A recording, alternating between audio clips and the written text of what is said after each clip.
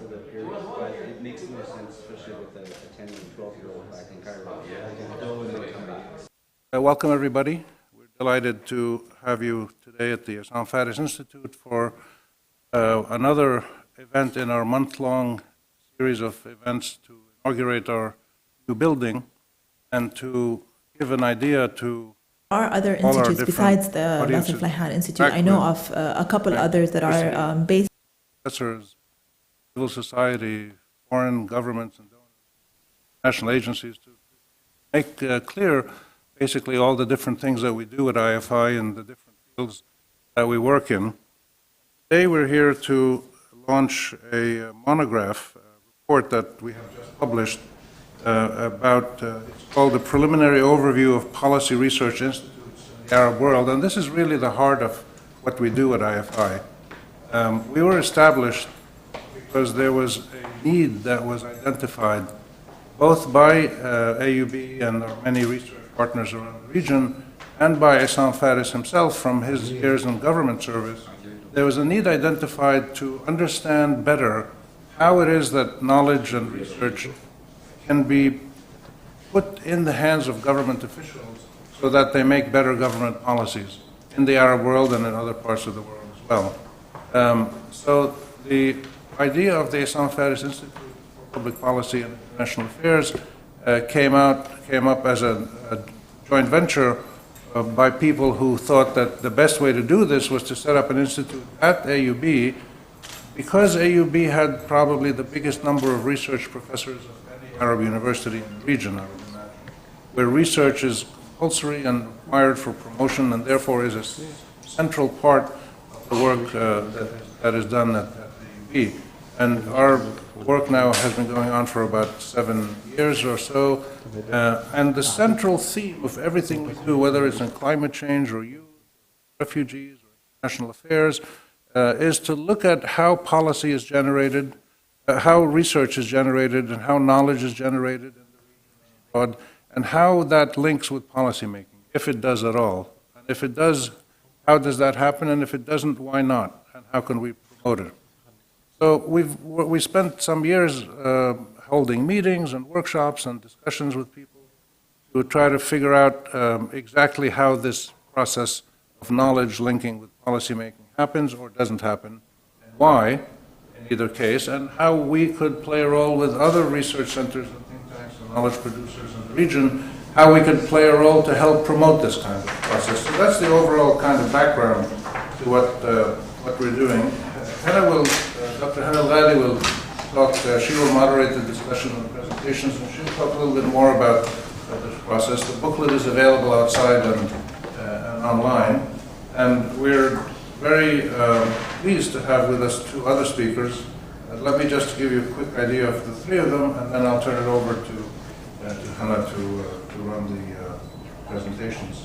Dr. Hana El-Ghali is the Senior Program Coordinator for the Research, Advocacy, and Public Policy Making Program at the Issam Fares Institute. She has a PhD from the University of Pittsburgh and is active in many kinds of education and other policy issues around the region and around the world, and in some cases with the World Bank and with academic journals and others. Dr. Fadi El-Jardali, next to me here, is the Associate Professor of Health Policy and Systems at the Faculty of Health Sciences at AUB, and is a part-time Associate Professor at McMaster University in Canada. He also serves as the Research Director for the Public Policy Making, Research, Advocacy, and Public Policy Making program that we have here at IFI. And Bruce Currie-Adler is the Regional Director based in Cairo of Canada's International Development Research Center, the IDRC, which has been a worldwide leader in the issue of promoting research for development, and in recent years they've done work which we are hoping to partner with them on to further carry out in the region. They look at the issue of how does research find its way into the hands of policymakers, the linkages between research and policymaking and national development, and they have been working all over the world, but they're particularly active on this issue here in the Middle East. We've held discussions on this, and we hopefully will partner as we move ahead on some of these projects. So with that, I will turn it over to Hana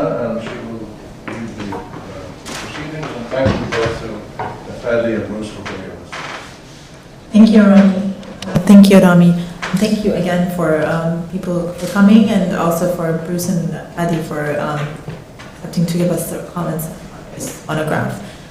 The research, so today I'm going to provide a short summary of some of the things that we've highlighted in the monograph.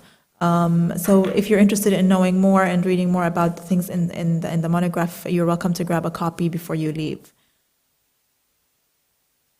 Our Research Advocacy and Public Policy Making program at IFI was launched to study the production of research and other forms of knowledge, the making of public policies, and the connection between them, which is the advocacy process. It has become increasingly important to understand these issues, especially now that the policymaking and governance systems in the Arab world are undergoing dramatic changes. Within this program, we study how public policies are made and whether or not they are evidence-informed. But we also try to better understand and engage with policy research institutes, think tanks, and research centers across the Arab world to better understand their collective activities, aims, and impacts. One of our goals is to try to identify how PRIs and research centers could increase their engagement with and inputs into policymaking across the Arab world. We are pleased to publish this initial volume of findings from our work in this area. The project on policy research institutes in the Arab world aims to study the role of these centers, map their landscape, enhance their role and impact in policymaking, and facilitate networking among them. Within the framework of this project, we explore a number of issues that are central to the work of PRIs, among which are the relationships among PRIs, governments, donors, and civil society organizations, the self-defined aims and goals of PRIs, the sectors they choose to work in, and how they make those decisions, funding of PRIs, which is very instrumental, especially for institutes in the Arab world, and the influence of donors, strategic communications and dissemination to various target audiences, how PRIs interact with policymakers and government institutions, and how PRIs measure their influence or impact. To engage in the study of these issues, we have included regular workshops, meetings, interviews, lectures, conferences, and research papers. And you'll find in the monograph a summary of each of the events that we've had so far, whether they be strategic workshops or tactical workshops or others. We've also launched a searchable database of policy research institutes in the Arab world, which my colleagues, Jana and Alex, will also introduce at the end of the panel. We will post a link on our webpage for those interested in visiting the database. One important thing to remember when using this database and any other similar ones is that PRIs in the Arab world are in a very dynamic status. That is, many times you may find an institute listed in the database, and after a few months it would cease to exist. Or the data available online for this institute may not be regularly updated. This is why we aim to review and update our database about every 6 months. Another issue with the database is that of whether the institute is actually a think tank or a policy research institute or not, which brings us to the discussion on the definition of these centers. So we had a lot of debate on which institutes to include in the database or which ones not to include. And we believe that as we move forward with this project, we will be able to better assess which institutes to keep in the database and which ones not to keep based on our face-to-face interaction with these institutes. So the definition of a PRI in the Arab world is a highly debatable topic among experts. Initially, we were able to identify a PRI as being policy-oriented in the work it does, produces evidence-based research, and targets and engages with policymakers. So as we were looking at institutes that could be classified as PRIs to include in our database, we were very careful which institutes to include, as there is a very thin line in the Arab world between what is identified as a civil society organization and one that engages in policy-making mechanisms. And so we based our judgments on review of their websites. We would call them up and ask them a few questions. But then we found that despite all these efforts, we really need to go and interview these institutes to find out if they are a policy research institute or not. The question of defining PR, what we looked at, some of the aspects as we were identifying whether to include these PRIs as policy research institutes or not, we looked at their affiliation, their primary policy areas, the deliverables that they have, and the funders who funds them, the policy positions they take, and the primary function of these institutes. So this criteria helped us identify who is to be, or which institute is to be classified as a PRI or not. The question of defining PRIs was repeatedly raised throughout our work on this project. The PRI definition initially presented by IFI was a nonprofit research producing institute based in the Arab world. This preliminary definition was challenged on many fronts. First, the criteria of nonprofit raised legal concerns, and we found that it would then produce a flawed measure of who was actually a PRI and who was not. Next, the criterion of research producing institute was deemed too broad, as many different kinds of organizations were already engaged in such production. It became useful to consider the PRIs as defined along a continuum that you see here, between the type of work they perform and the purpose for which they perform it. These areas defined in the continuum remain contestable suggestions because for some institutes, there's a clear distinction between research and advocacy. Looking at the role of PRIs also brought forth the issue of PRIs' responsibility and accountability. Given the multiple different actors with whom it usually interacts, including the public and donors, the media, the governments, the NGOs, policymakers, and opinion makers. So it was suggested that PRI's accountability fits between the government, the donors, and the society. In an attempt to better understand the current situation of PRIs in the Arab world, an in-depth consideration of the internal strengths and weaknesses of PRIs, as well as the opportunities and challenges by the external environment in which PRIs operates was considered. Some of the strengths mapped included contributions to knowledge production, such as publications, publishing a series of educational books, or offering unique training courses. Other strengths were identified to include the ability to provide globally recognized services, such as producing good diplomats and offering good training. Arab PRIs also deal with a unique sets of issues that hinder their role in the region. Among these issues is the absence of clarity in the role of PRIs. This is further complicated through their relationship with the Arab governments, as policymaking is seen as being quite a complex process in this region. Furthermore, the lack of good research staff is hindering the ability of Arab PRIs to achieve their potential. And most significantly, adequate funding is a standout issue for all PRIs. The recent shift towards democratization may also be seen as a window of opportunity for PRIs in the Arab world, as it may open up new avenues for addressing policy issues and may have an effect on policy reform over the long term. There are also some threats that PRIs face and challenges, such as the lack of appreciation of their role by the government itself and the need to change the existing culture to make policymaking based on scientific evidence. Therefore, they continue to struggle with figuring out how to influence policymakers and manage to engage more university professors and academics in doing policy-relevant research in order to link research to policymaking. So in conclusion, we found that there seems to be low visibility of PRIs, which causes them to have limited impact on policymaking. We also found that there is a lack of regular interaction between policymakers and PRIs. And this could be we can't really say it's the fault of, or the policymakers are to blame or the PRIs are to blame, because this is something relatively new in the region. So we have to really assess both players and how they're interacting to really be able to say where we can improve better. Funding and political constraints influence selection of research areas and durability of the projects. And finally, the lack of accountability of Arab officials seem to limit their need to call for PR expertise. So what are some of the recommendations that we came about from this experience so far since 2010? We found that there needs to be efforts to strengthen the communication and outreach strategies of think tanks. Some institutes seem to be doing a lot of work, but there still seems to be a miscommunication or a gap between what they do and what they publish and whether or not the policymakers are aware of what they're doing. There also needs to be a changing of the culture to make policymaking and decision-making evidence-informed to encourage more and more conducting policy-relevant research. So still, even though there are some institutes that are producing policy-relevant work, but there seems to be, policymakers don't seem to be well aware that there is such evidence to be used and that they can actually draw on experts for their decisions. And finally, networking and sharing of resources is also something that we came about that seems to be very important because it provides a source of credibility, legitimacy, and efficacy for the PRIs in the region. So moving forward, where is this project going now? We are going to be having a set of forthcoming workshops for increased collaboration, and the topics of these workshops will be identified as we go along. For example, now we're working on studying university-based research centers and how they interact also with policymakers, given that we are viewing universities as knowledge production agencies.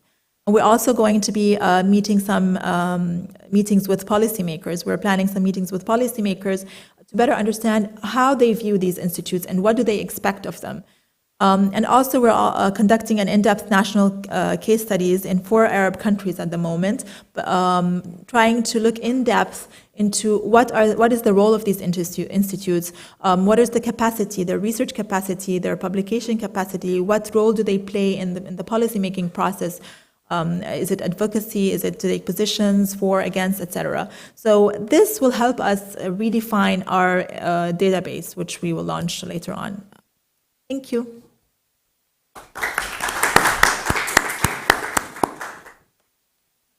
Now, Bruce, if you can give us some of your comments. Please. Great.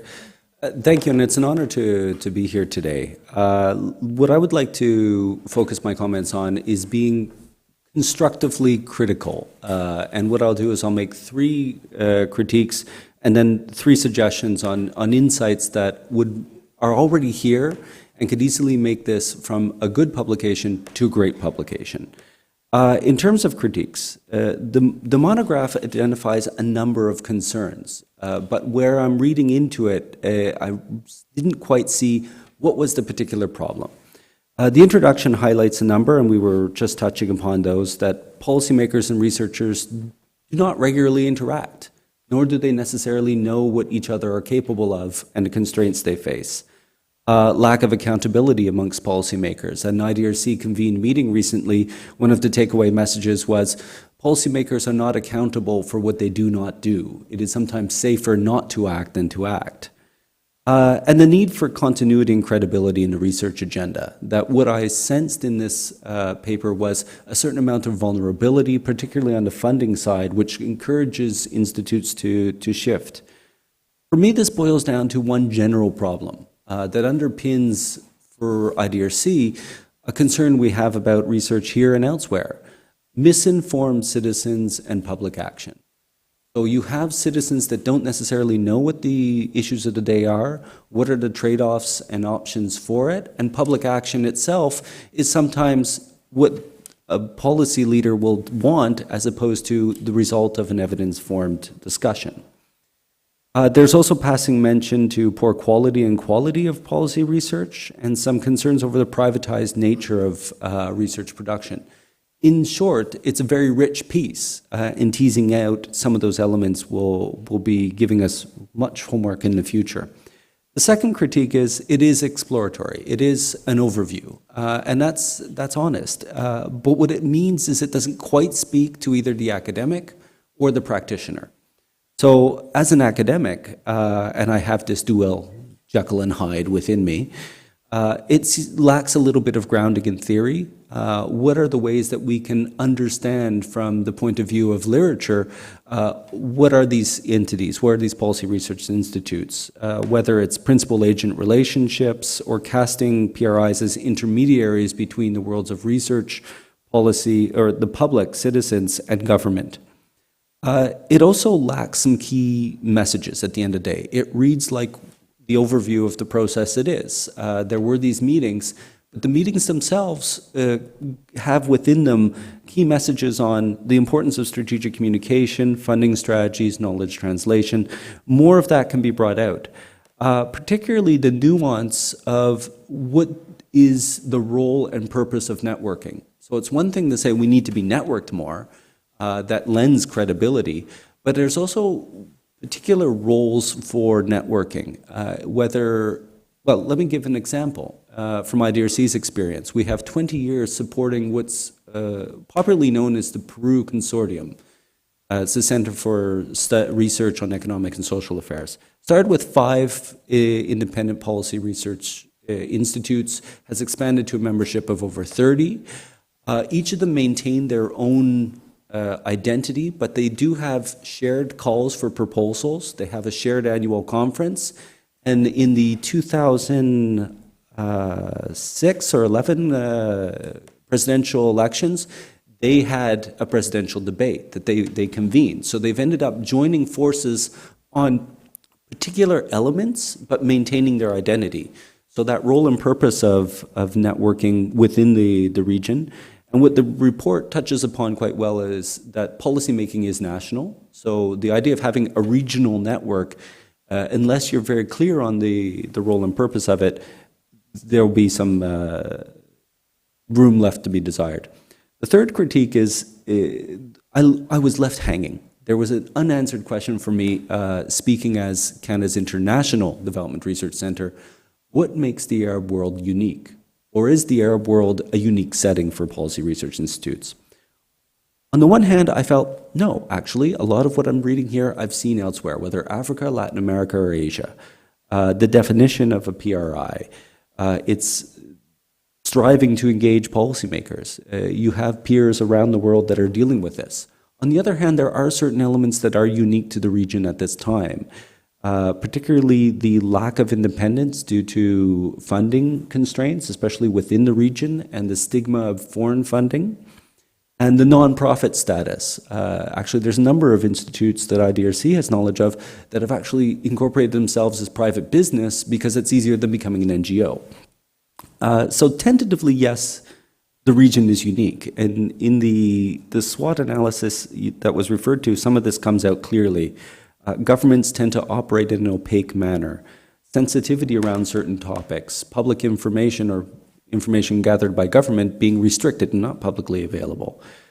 Particular lack of academic freedom, even the ability to move between institutions in some countries is constrained. With that, then you have an opportunity. The uprisings of the recent years has created a new public space. There is appetite. There is a night government, whether it's social media, talk shows, or what have you. People are engaged. They want to know how the future could be better than today. So there is that one opportunity, but some of the weaknesses are also counterbalancing that. The region also appears to be unique in the amount of dynamicism that was referred to by Hana.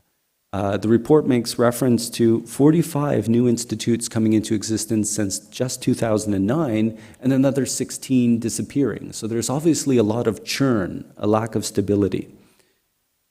There's also similar challenges that you face here as in other parts of the world, the developing world in particular. Lack of autonomy because of scarcity has caused some donors and funders, in even government for its research funding, to be more proactive in saying what it wants, no longer giving so much endowment in core funding. Operational challenges of how to ensure legitimacy, staffing, and funding over time. And programmatic, choosing the right agenda, getting that balance right between popular topics, controversial, and maybe taboo ones as well.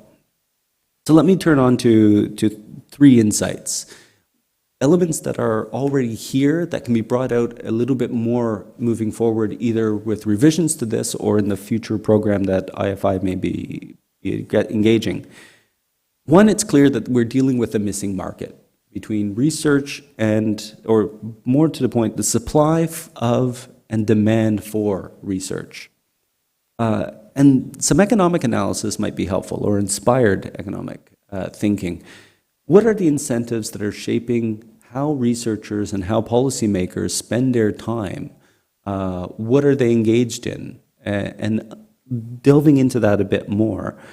Already that was highlighted in the more recent meeting on university-based research centers, that advocacy work is not always valued in academic promotion.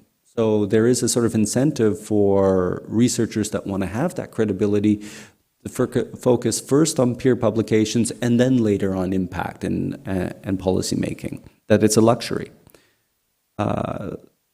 Researcher mobility is constrained across the region because of different hiring practices, but at the same time you have a revolving door, at least in Egypt, between universities and government, where people maintain their standing as professor but are actually with the Ministry of Finance or what have you for a period of time.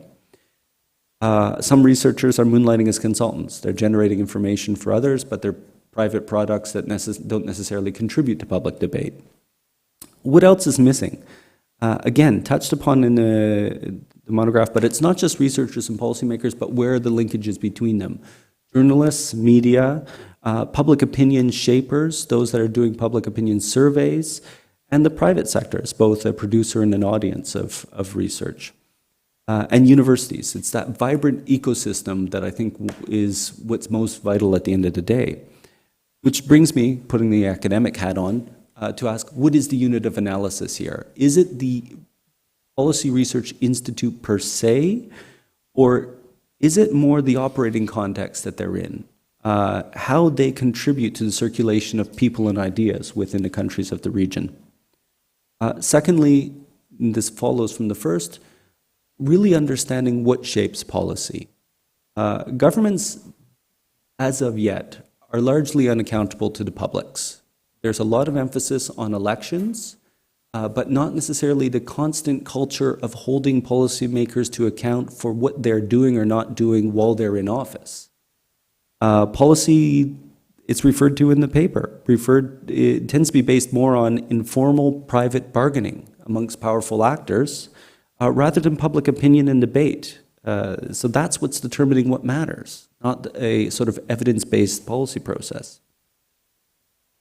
In the interest of time, I'll skip over a couple of points, but just to not throw cold water on this, but to also ask for a little bit of realism. As much as IDRC is part of the environment that is advocating for evidence-based policymaking, not all the questions our societies are facing are empirically answered.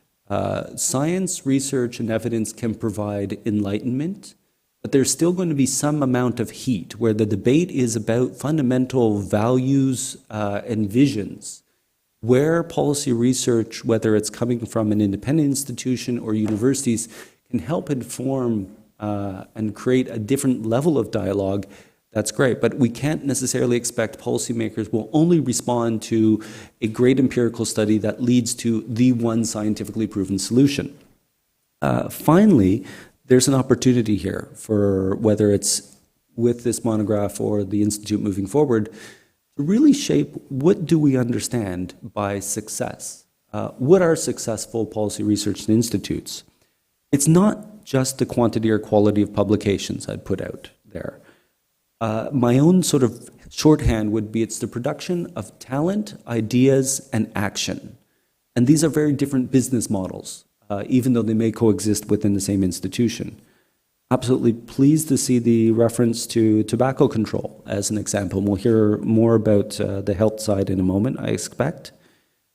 Some organizations that IDRC's been supporting recently have said, we've stopped counting media hits. We just want to be able to be known as associated with constructive, critical, cutting-edge thinking. It's a bit more fuzzy. It's not necessarily a metric, but at the end of the day, it's very powerful. I would also suggest that maybe there's a need to understand the funding perspective on success. As there is sort of mention that funders have different research agendas, and there's the pressure to thematically align with whoever's paying you the money to do the work. But equally fundamental is, how do they understand success? As a funder, there's an institution I'm currently frustrated with that's telling me we've produced so many working papers this year. Okay, great, but how did that make a change in the world? There's also, on our side, a lack of feedback, and this was referred to in the paper as well. We're not necessarily responding back and saying, why are we not funding certain things? What is the thinking process? And that's one of the reasons I love coming to events like this, where I can be transparent with what the thinking, at least within IDRC, is. But that's definitely a point that I think needs to be brought out more about what are the reasons for rejecting proposals or never entertaining proposals in the first place. Finally, and I'll end with this, is what may matter most is the role in the policy process rather than the type of organization. So there are multiple roles that you can start teasing out. So just as I referred to some trilogy of business models, what these institutes are doing and what universities are doing, whether it be sense-making, diagnosing public problems, agenda setting, putting forward what the policy debate should be about, myth busting, you can disprove assumptions that are actually empirically false, enlightening, the reframing of problems, that longer term, how do we understand things rather than here's a solution, changing the terms of debate.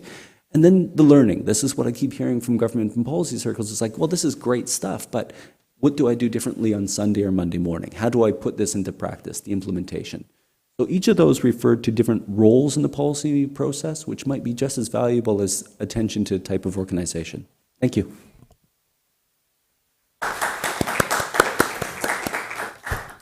Thank you very much, Bruce. Hadi?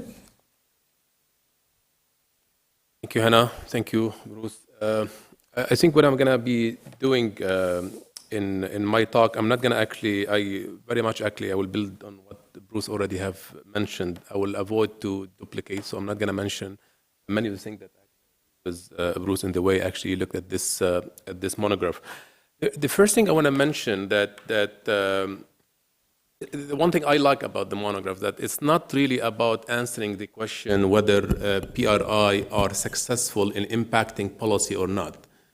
More than the monograph can actually give us insights about what would it take to make PRI successful in actually influencing policy. I think I'm gonna more focusing. This is what I'm actually gonna be focusing on in my comments.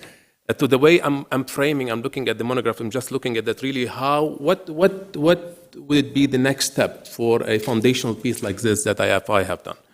So I have actually seven points that I want to discuss about. The first one is about the capacity building issues. And when I say capacity building issues, basically at the level of policymaking institution, at the level of researcher and research institution, and also at the level of think tank and PRIs.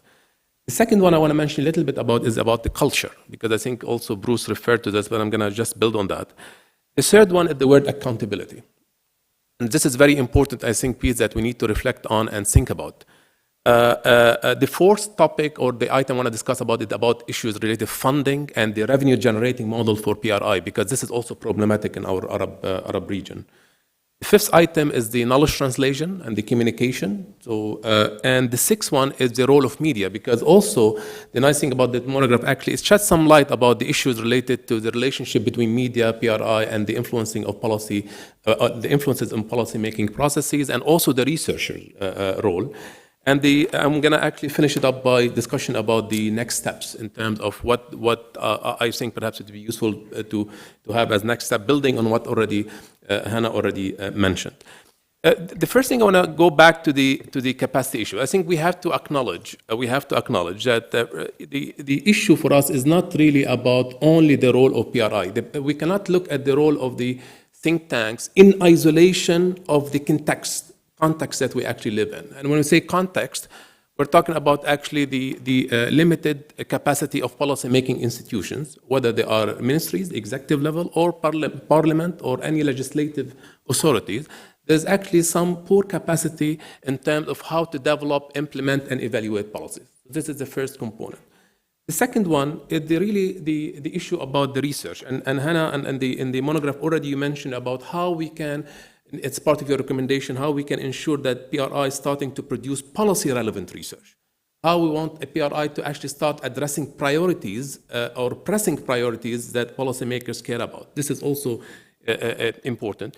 And the third piece is the capacity building of the Policy Research Institute. I think the nice thing also about this monograph, it gives us really some good insights about the weaknesses that exist within the current PRI in terms of the capacity to produce high-quality research, policy-relevant research, about the capacity in terms of knowledge translation, and more importantly, about the poor capacity for advocacy.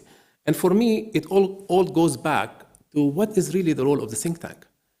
I see there is some confusion among many of the think tanks that has been involved in this work about what is really our social mandate. What is really our role? Are we actually an ally to the government, or are we an independent, completely independent, arm's-length organization that can actually confront the government and actually hold them accountable in case of wrongdoing or ill-informed policies? something that I think we need to reflect on. And I think there is, in your monograph, it can show that, some of them are going in that direction, but some others are already very much aligned with the government, which might also create some conflict of interest. So it goes back to really about the capacity issue, the social mandate, and I think this is we need to reflect on more. And there is actually even a research program can be developed about this. Now, the one thing I want to mention about the culture, we've done a study actually, which is funded by IDRC in 14 countries in the region. And we surveyed policymakers and researchers. And it was really very straightforward in terms of the results. So in terms of the policymakers, they mentioned that we actually provide limited value to the research evidence. And I'll show you more information about that. They mentioned that they have lack of capacity and administrative structure within their policymaking institution to use evidence constructively as an important, valuable input in the policymaking process. And also, they mentioned they lack of a specific budget dedicated to producing and using research evidence in policy. So this is what policymakers said. When we actually asked researchers about what are the barriers to hinder the use of evidence, they also mentioned about the culture. They mentioned also that the politically sensitive findings, which is also important, and this is something that I think PRIs actually have struggled with. What do you do when you actually produce policy-relevant research that actually produce politically sensitive findings? And this goes back to the independence, arm's length. Are we really truly independent, regardless of the funding? Many of the PRI are already funded by the government, or to some sort, in a quasi-blended model. The non-receptive environment, researchers saying, and research institutes saying that there is some non-receptive environment in the policy-making process about the role of think tanks. The practical constraint to implementation. Think tanks can produce recommendation and policy brief and policy options. To what extent this can be taken and actually used in policy development. And also, interestingly, what researchers have said is that there is insufficient policy dialogues happening between the think tanks, research community, and policymakers. So it goes back to really how to build that trust. So it's really culture matters. Culture matters. We all know that in our Arab region, many policymakers give their ear actually to consultancy firms, to experts, but not necessarily to researchers or to think tanks or research institutes. Now, the question really, what should we do differently? And this is how I read the monograph. What should be done differently in order to actually change that culture and build the trust of the policymaking institution? The third point I want to mention is really about the accountability. And I have to say, in our policy courses, we always teach students that, yes, we don't have accountable governance in our institutions. We don't have accountability. Many of the policymakers, when they make decisions, nobody sometimes holds them accountable to the implementation and evaluation of the policies they have done. But you see, I think the interesting thing happened in some of the countries that moved into transition as part of the Arab Spring. We've realized that in some countries, they started to have stagnation in the policymaking processes because policymakers were afraid about accountability. After the transition happened in some of the countries, and I think I had a discussion with the Minister of Health in Egypt, and actually she was saying we are struggling with this because we feel now that the people are watching us, media is watching us, so any decision that is being taken by policymakers will be actually used or held against them for the right reason or the wrong reason. The reason why I'm saying that the word accountability, it needs to be transformed into an accountability framework within the policymaking institution, that people look at it not as a fear for penalty, more than an opportunity to be transparent and accountable to citizens. So what does this mean? When I would say lack of accountability, I would say more of lack of accountability frameworks that exist in our policymaking institutions that actually don't look at the individual practices, more about really the system itself, how we develop policies. We've done, and this is one of the policy tracing that IFI have done for several policies that has been done in Lebanon. We realized that the current policymaking process is chaotic, it's very complex. There is no transparency in the policymaking process, so there is no system. There is nothing in the policymaking process that prompts policymakers to say stop. You have to look at existing evidence before you move into a final decision to take any decision when you move forward. There is a lack of policymakers to think strategically. Many policymakers want to do things very quickly. So what does this mean? If you have evidence, I'll look at it. If you don't have evidence, I'm going to still make a decision. This is the role of policymakers. And I think we need to really better understand how we can connect with that work. And there are things about accountability. Really, in our policymaking institution, we don't have a mechanism to evaluate the implementation and the outcome and impact of policies. All what we do, make policies, make decision, move to the next decision, move to the next decision. And this goes for me accountability. This is what we mean by accountability framework. The fourth point I'm going to mention is about the funding. And I'm not going to talk much about that, but it seems to me from the monograph, there is some issues about conflict of interest between the role of think tank as an independent, intellectual type of entity that produce policy-relevant research. At the same time, there is some issues about funding because some of them are funded or partly funded by government or any kind of entities that might influence the output of that think tanks. So the question is, what would be the ideal or the mix of revenue generating models that PRI can start experimenting with in order to generate revenues that will not have an implication in terms of their independence. I cannot say I'm totally independent, but yet my funding model is very much dependent on one or two sources that might at some point influence the activities or advocacies I have to do. So I think this needs to be sorted out. The fifth item I want to mention is about knowledge translation. I think this is very clear in the monograph, and Hana already mentioned, there is an issue about communication. We have seen, and I'm gonna reflect on a study which will be published soon. We have done a website search of 184 think tanks in 10 countries in the region. But by the way, just to let you know, so those 184 think tanks are mostly in relation to health. So they are research institutes, think tank in relation to health. And what did we find? From the website search, we found 24% of those 184, 24% have an explicit evidence to policy objective in their vision and mission, meaning my role is to actually influence policy, use evidence to influence policy. From this 24%, only 38% of those PRIs produce outputs related to policy brief or briefing note, whatever. So what does this mean to me? This means to me there is really significant capacity gap in the capacity of policy research institute and think tank to actually communicate, synthesize existing evidence and knowledge to better influence and inform policy-making process. We have seen, look at the word policy brief.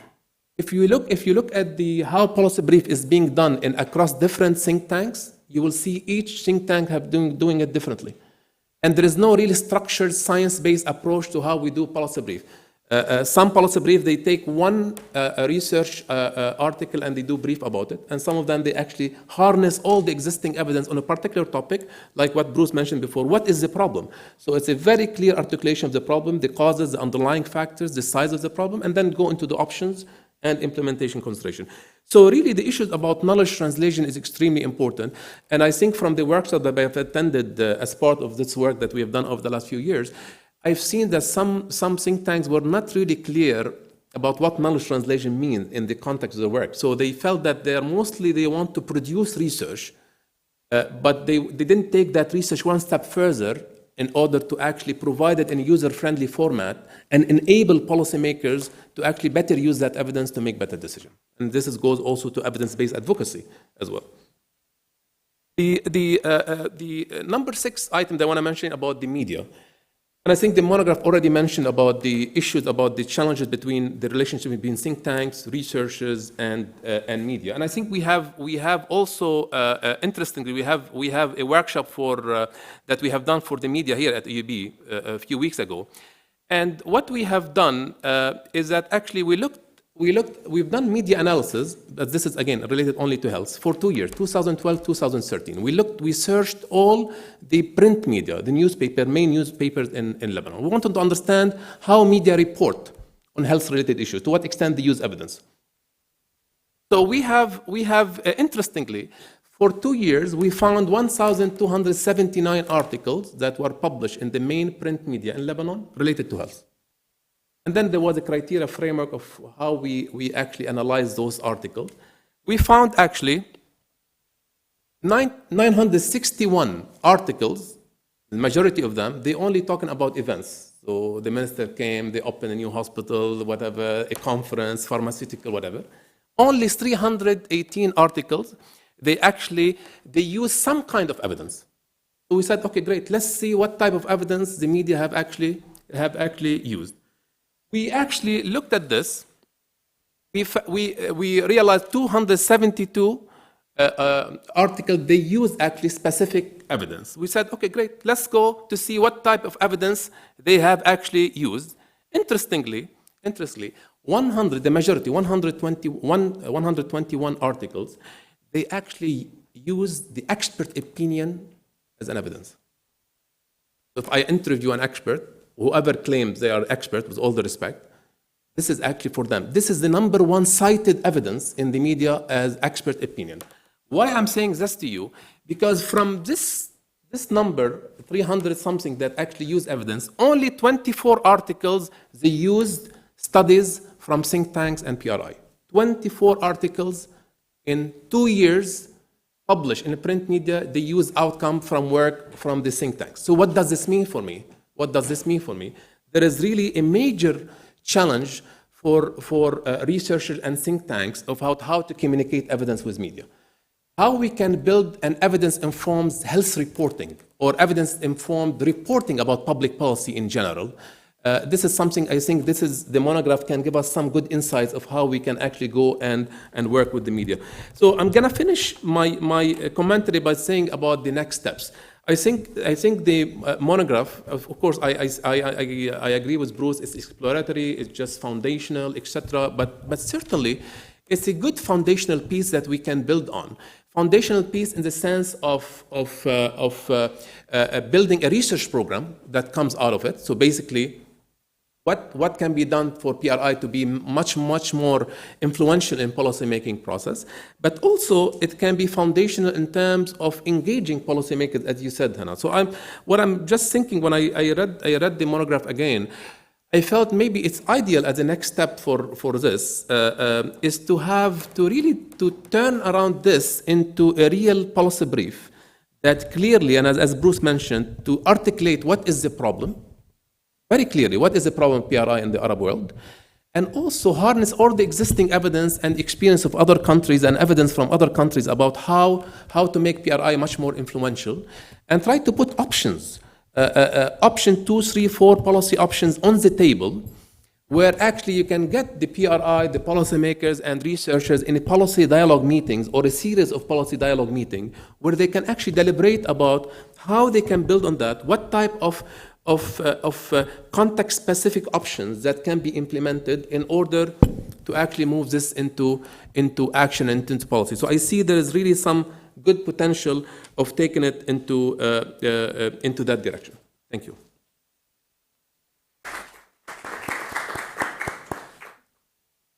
Thank you very much for both Bruce and Fadi. I mean, the comments and suggestions give us a lot of food for thought and a lot of ideas of how to move this, not just this monograph, but also this project forward. I feel very excited about moving to the next phases now, and we'll surely have more discussions with both of you as we move forward with this. Before we conclude our panel, I have two announcements. One is actually related to the monograph, where my colleagues Jana and Alex are going to share with you the website for the database that we have for the institutes, which again is always undergoing revisions and changes. And then the other announcement is not related to this panel, but it's actually about a new photo exhibition that is opening today on the 5th floor, and it will remain there for the next 10 days. It's about the UN in Lebanon since 1945. The photos were provided by UN's Coles office, and it will coincide with IFI's inaugural event for the UN in the Arab world, which will be held on Monday 26th at 1 p.m. So with that, I give the floor to Alex and Jana Thank you again, Bruce and Fadi.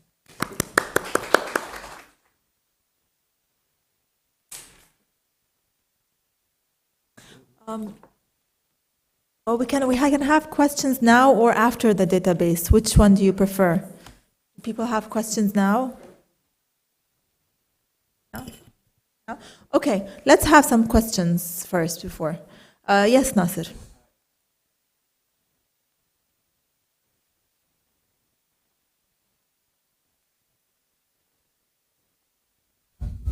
IFI? It's not on. Okay, this is on. Okay, great. I'm Nasser Yassin. I'm here at IFI, Director of Research and colleague of Fadi at the Faculty of Health Sciences. This is great. I have a comment and a question. Fadi and Bruce, I think you presented an excellent insight on policymaking processes, the role of think tanks, and so on. But aren't we overemphasizing the role of evidence? At the end of the day, I think Bruce mentioned this in his presentation. At the end of the day, policymaking is very political in its nature. Policies are political. I think in English, we differentiate between politics and policy. As a matter of fact, it's the same in Arabic, the same in French, the same in Russian. So it's a political aspect in its nature. So we need also to look at that. So if we emphasize the role of evidence, which is great. I mean, we need to look at evidence when we do policies. But aren't we a bit shooting ourselves in the foot in a way, like we're being a bit naive or simplistic in that matter?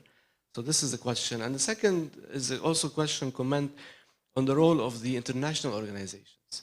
In countries in transition, in developing countries, we see a great role for the international organizations, the UN, the World Bank, the IMF, in influencing policies and the policies that need to be enacted by governments related to social, health, and so on. So again, are we factoring this in when we look at the role of also like these global quasi-international non-state actors in a way? They are all state-based, international organizations, but in a way they influence the policy making in these states. So these are my 2 points.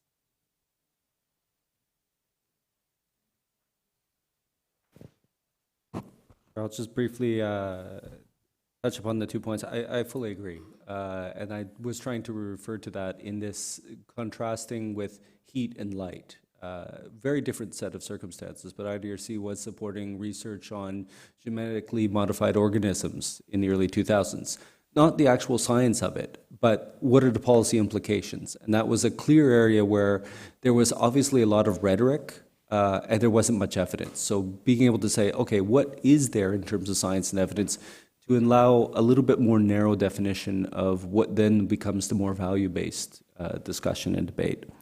I would say that you're right on the overemphasizing the role of evidence in policymaking. I think there's 2 things that we need as a community to be clear on. One is the nature of the problem, as I just referred to. Sometimes it's more an evidence and empiricism helps. Sometimes it's not.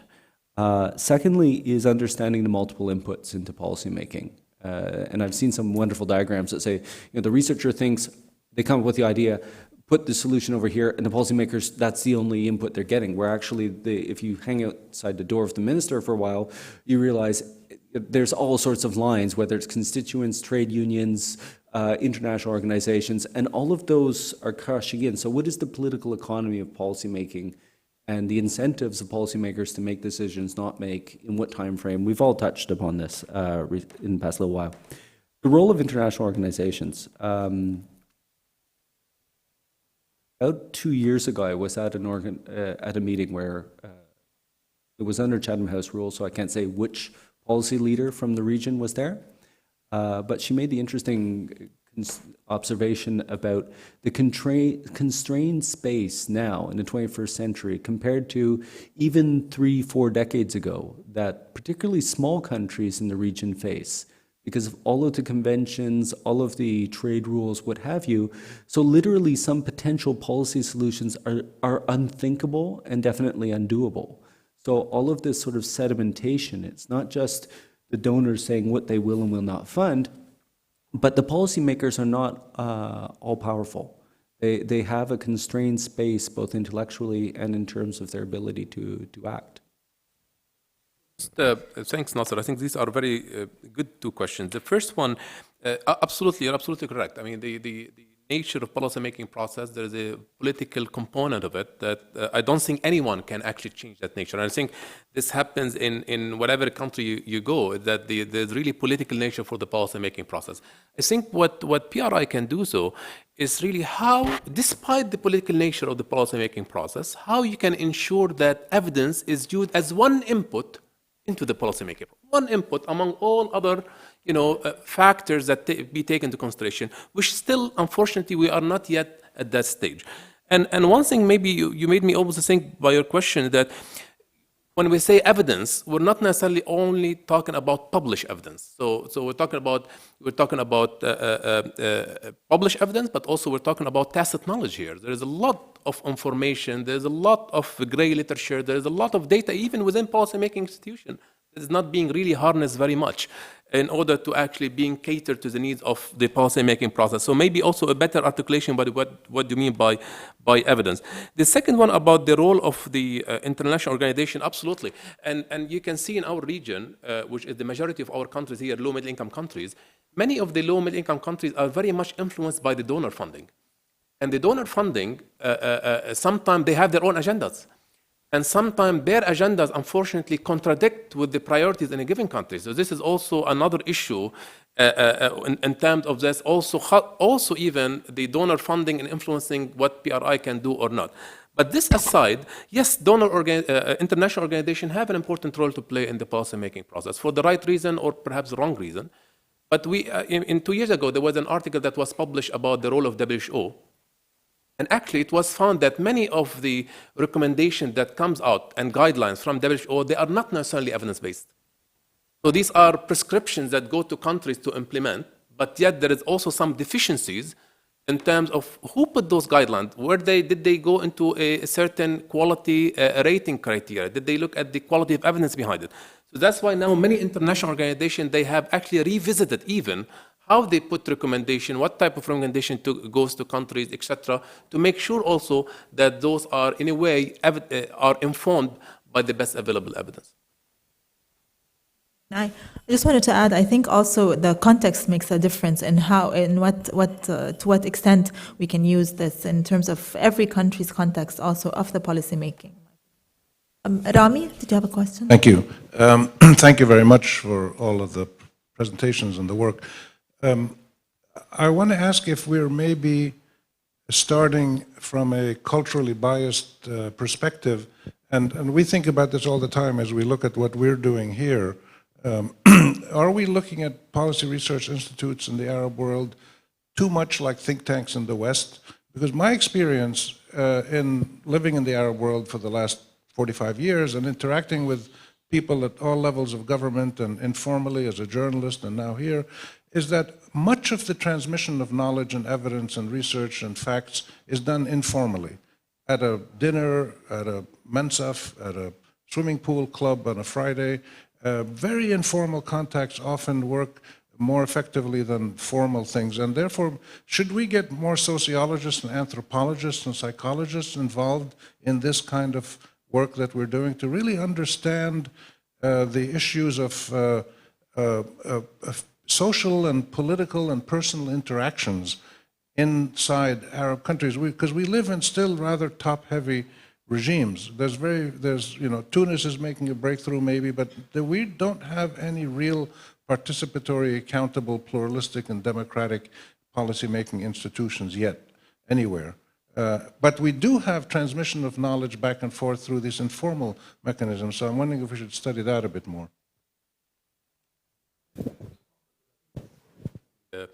Rami, because I think and it was mentioned, I don't know if indirectly perhaps in the monograph, but many of the think tanks are not really doing an interdisciplinary type of work that bring different disciplines together, particularly when studying policymaking process or advising. It would be good to have political scientists, economists, sociologists, anthropologists, whatever, working really together. And I haven't seen really yet a tangible output of this type of interdisciplinarity. But I think I do totally agree with you that this require, and this is one of the areas for further research about interdisciplinarity and across different disciplines. I think this is quite important, particularly in tackling some public policy issues. I don't know, Bruce, I think in your commentary when I looked at it, I think you mentioned a little bit about that, or some of the notes that you sent us. There was something about the intersectoral or cross-discipline type of work, particularly in terms of public policy. So absolutely correct. The one thing about formality versus informality, I think what PRI, the role of PRI, I do believe that if we want to actually shape public opinion, we need to empower citizens with the right information. And the more we structure the process, the more actually citizens will be much more informed about what's going on here. And why suddenly now? Look at the Lebanese government. Over the last 1 month, how many actually laws and legislation and decisions were made in this government? It's unbelievable. We have been waiting for the last 5 years. Suddenly, boom, boom, boom, boom. So the reason, so what happened? Why this is really, so understanding those issues, I think it's extremely important. But structuring it, I think it's important. In addition to the role of PRI of actually pulling out the carpet under the feet of policymakers. Yes, evidence is important. There's a political nature for that. But if we structure it, I can pull out the carpet by actually showing that the decision that was made by policymaker was unfortunately ill-informed. And this is the evidence behind that. So this is the type of thing that we would like to see more and more from PRI. The simple answer, no and yes. Let me explain. This question of cultural bias, we had the same angst within IDRC as we started working with Hewlett Foundation, Gates, the Brits in 2008 for an initiative that supports policy research institutes in Africa, Asia, and Latin America. And this question of the predominance of the US model and experience in the literature, has that shaped our thinking? Is the context fundamentally different? As we've gotten on, we're understanding a lot of it is applicable. You do have to understand that there are different contexts, but much of the work is as you're referring to in the monograph. It is that building of evidence, trying to inform policy. But then your second point is bang on. And in terms of the Canadian context, for example, a recent interesting book was called Court Government, that have we reached a point where it's the advisors to the Prime Minister that really get things done, and then there's this other slow legislative process for everything else. So a sense of who do policymakers listen to? Where do they turn to for sense-making and advice? That sort of anthropology, social lens can be useful, and it's not necessarily because there's a cultural bias, it's just because we understand it's a rational human response, as we're seeing out of behavioral economics right now, to have these heuristics, simple ways of applying lenses to understanding our world. My own experience, limited though it is by 10 years in official Ottawa, what do policymakers respond to? It's not researchers. What they respond to are newspaper headlines.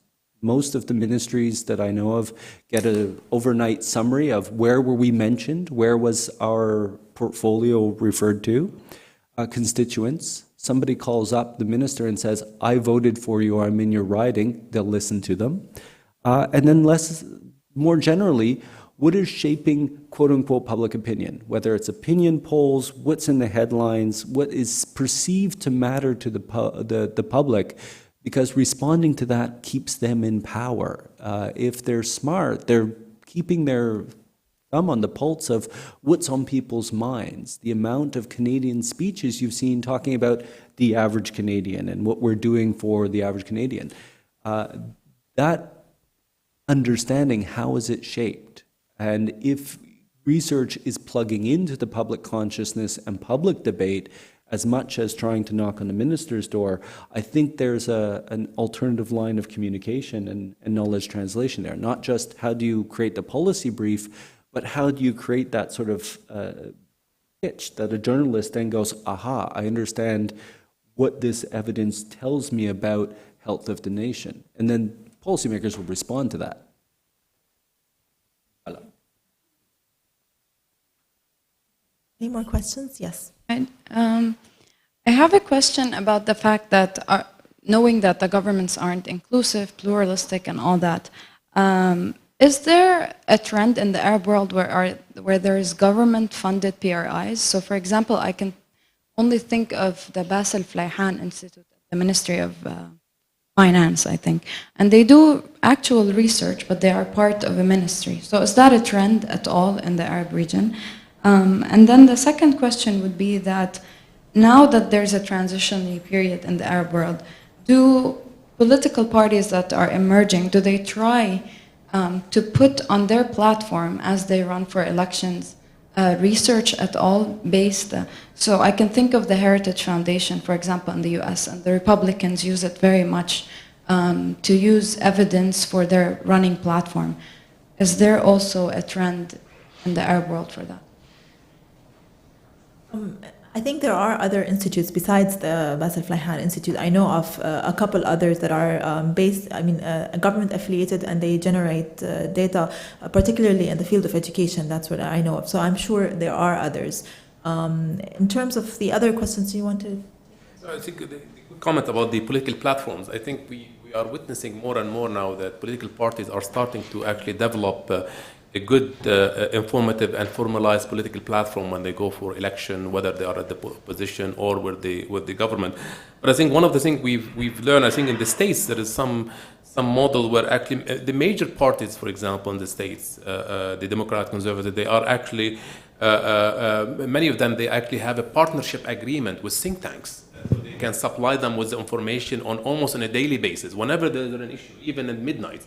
Sometime when they need something, quick evidence, they can actually go to those PRIs, get this evidence, and actually put it. Now, you might say, okay, is this really totally independent? There is a lot of school of thought of how you look at that, but it would be interesting to start having to change the thinking of political parties where they can actually leverage and empower and use the evidence that is really coming from the PRI. I think that's something that would be quite interesting, but it's going to take us some time because it all goes back to where do they actually look for when they want, how do they actually gather evidence? Where do they look for when they want evidence? But I think the partnership agreement and collaboration between political party and PRI, it's something that we need to look at, something to watch, something to evaluate, but it might be a promising experiment.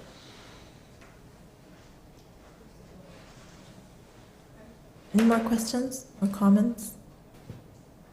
Okay, thank you once again. If you are just able to stay around for a little bit to view the website, the database website. Yes.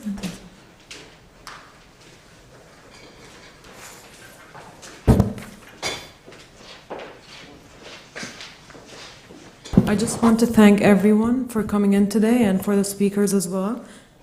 Basically, what Alex and I are going to do, we are going to walk you through the online database of the PRIs in the Arab world, and we are going to show you how to use it. So the link for this online database is arabpolicyresearch.org, and the link will be on the IFI website, on the RAPP page. Like the whole purpose of the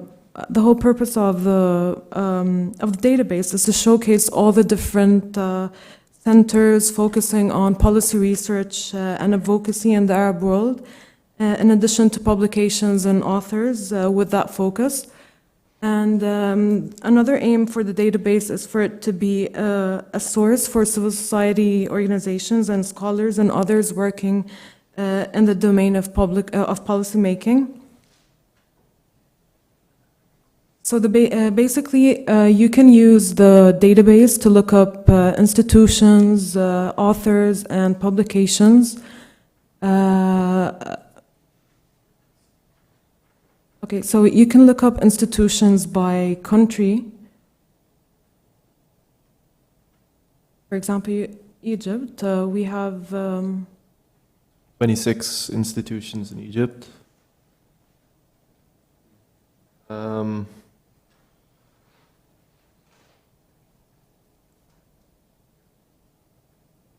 Or you can look up by policy area, and an institute can have more than one policy area. So let's see.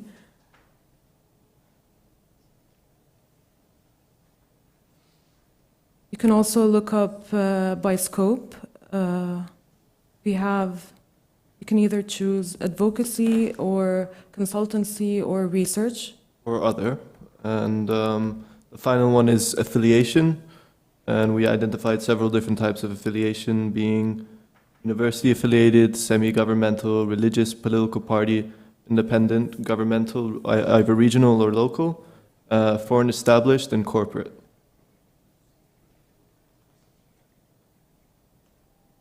Okay, like we have identified over 200 PRIs in the Arab world in over 15 countries from the MENA region. Our aim is to narrow all the PRIs down to those that fit the definition of PRIs that was addressed in the event today. And basically, this is just a soft launch. And as Hannah mentioned earlier, that every 6 months, the website, like all the database is checked, and if an institute is non-existent, like it's not functioning anymore, we take that out. And Alex, I don't know. Yeah, that's pretty much it. But if anyone has any questions, be willing to answer.